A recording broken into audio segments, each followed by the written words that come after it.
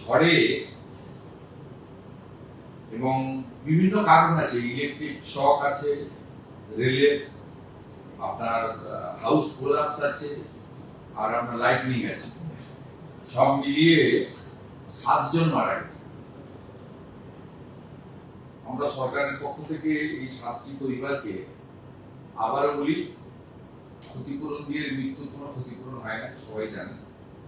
আমরা 4 লক্ষ টাকা করে তাদেরকে ক্ষতিপূরণ ঘোষণা করছি এবং 4 লক্ষ টাকা করে ক্ষতিপূরণ জেলা শাসকরা স্থানীয় বিধায়কদের নিয়ে দ্রুততার সঙ্গে এই তাদের কম্পেনসেশন পৌঁছে দেওয়ার ব্যবস্থা করবেন।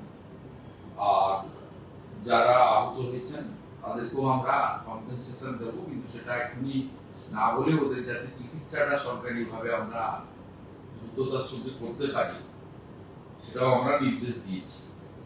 এটাই আমাদের ছিল।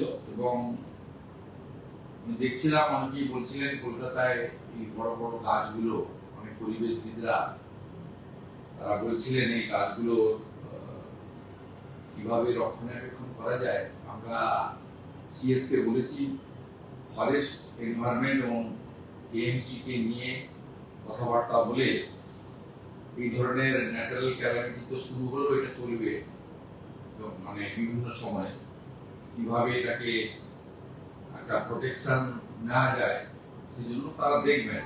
ফলো করুন সংবাদ প্রতিদিন ডিজিটাল।